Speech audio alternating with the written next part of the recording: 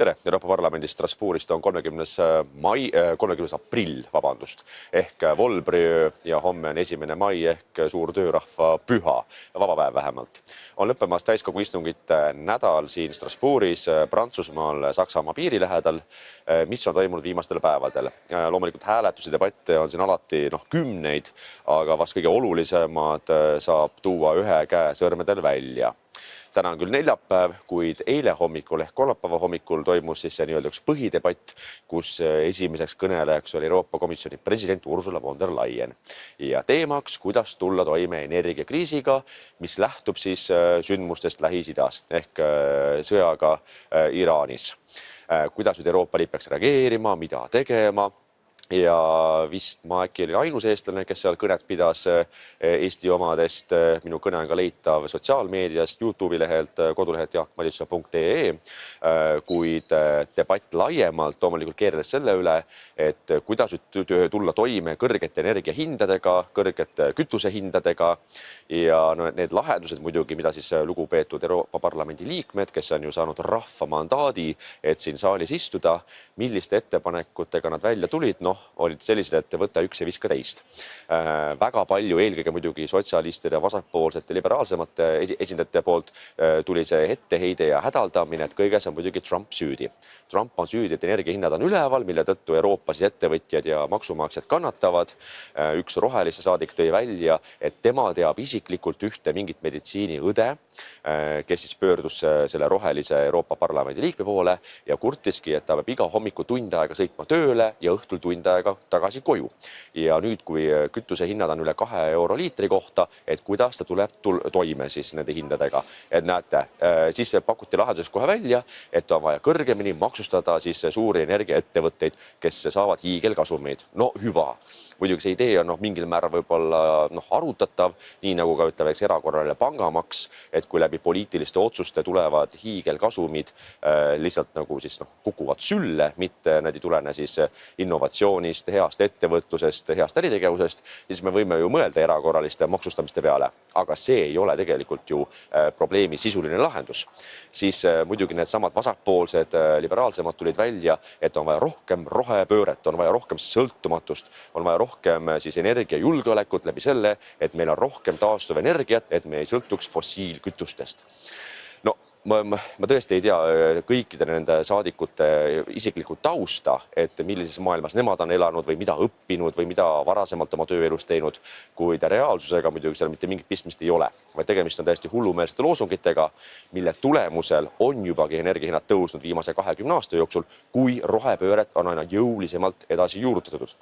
Ehk kui me vaatame ikkagi energia olukorda, siis kas me tahame või ei taha, ainult rohelise energiaga tööstust üleval ei hoia. Sest esiteks see ei ole stabiilne ja teiseks see pole juhitav. Selleks oleks vaja salvestustehnoloogiaid, mida tänasel päeval ei ole lihtsalt olemas. Ehk me nii või naa sõltume fossiilkütustest, kui me tahame elada normaalset elu, tagada normaalset hindu, tagada töökohtade säilimist ehk tööstuse säilimist. See tähendab seda, et meil on vaja stabiilset juhitavat energiat, mis on võimalikult odav ehk taskukohane. Ja seda tagab kas siis nafta, ka tuumaenergia, gaas. Meie puhul, Eesti puhul on meil oma põlevkivi, mida me saaksime väärindada vähemalt 50–100 aastat ja tagada sellega normaalse energiahinna. Aga mida me teha ei saa, on just nimelt selle väärindamine, kuna meil on olemas kunstlikud, poliitiliselt kokku lepitud maksud, mis lähtuvad roheideoloogiast.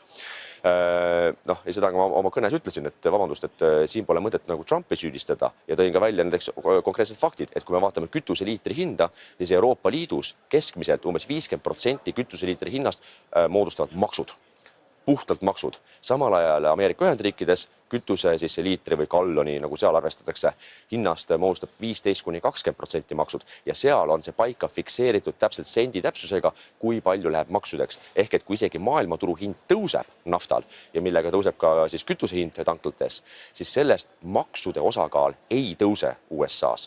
Küll aga tõuseb Euroopa riikides. Ehk kui Eestis diislikütus maksab üle 2 euro liitri kohta, siis Jürgen Ligi hõõrub käsi ja tunneb rõõmu, sest seda rohkem laekub ka aktsiisi ja käibemaksu riigile, ehk mida hullem olukord kütuseturul, seda rõõmsam pidu Reformierakonna kontoris ja Jürgen Ligi peas.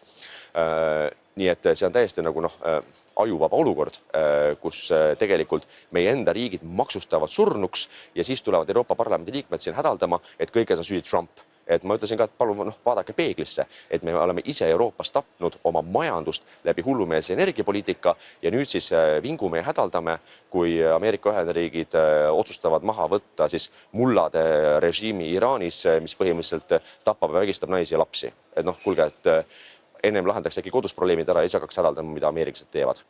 Teiseks täiskogu istungitelt, mis on siin toimunud, on toimunud muidugi väga põnevaid hääletusi.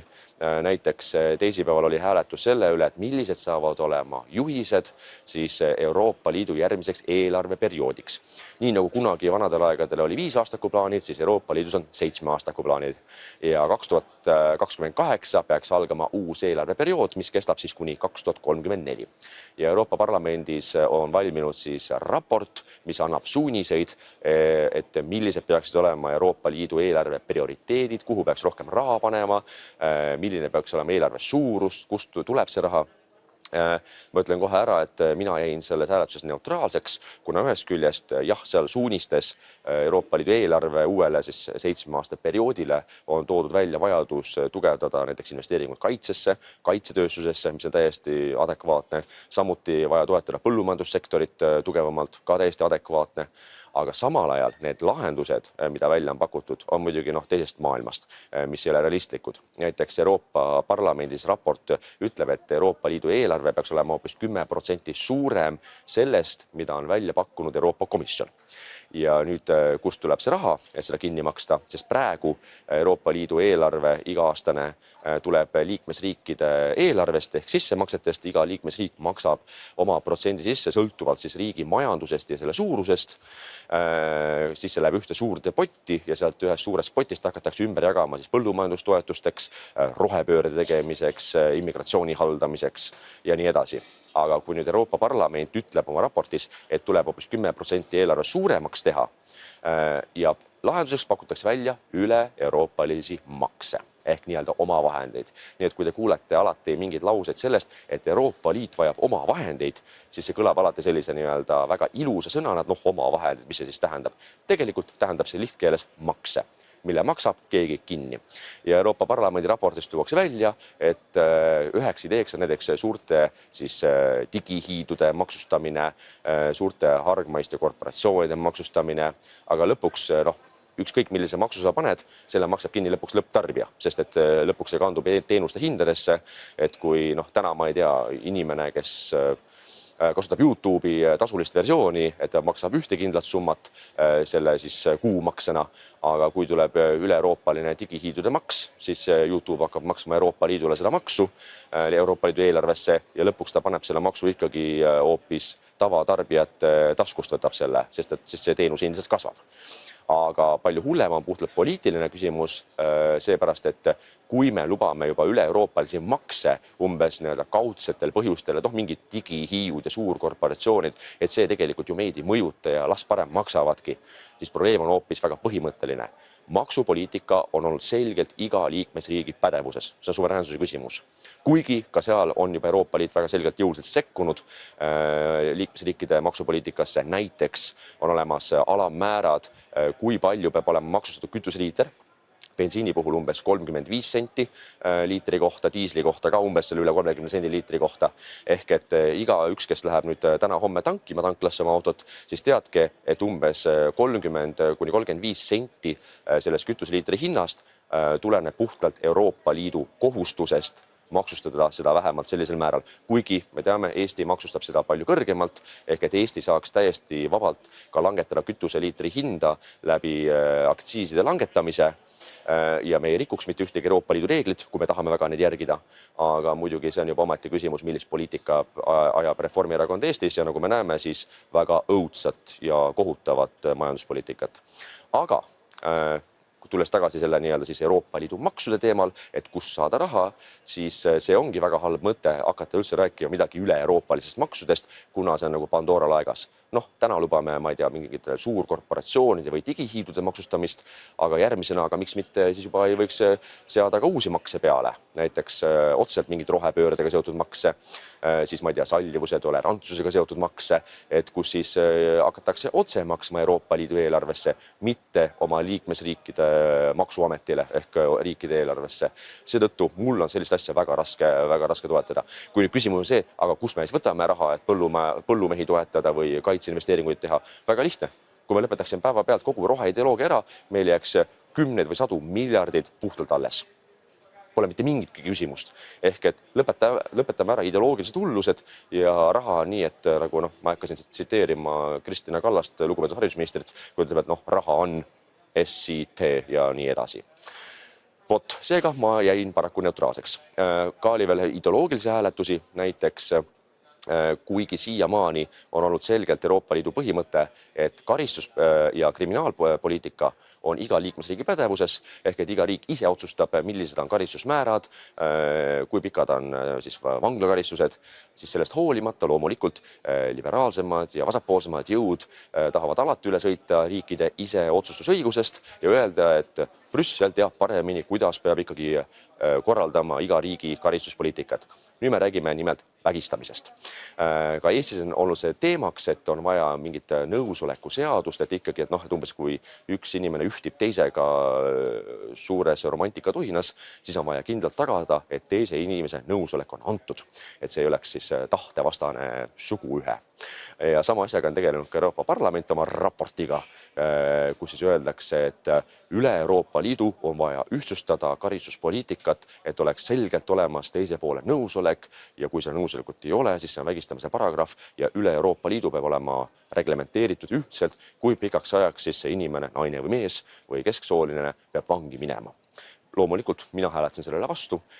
Küsimus ei olegi selles, et kas peaks karistama kurjategijaid, eriti veel seksuaalkurjategijaid, siin pole küsimuski, vaid küsimus on väga põhimõtteline.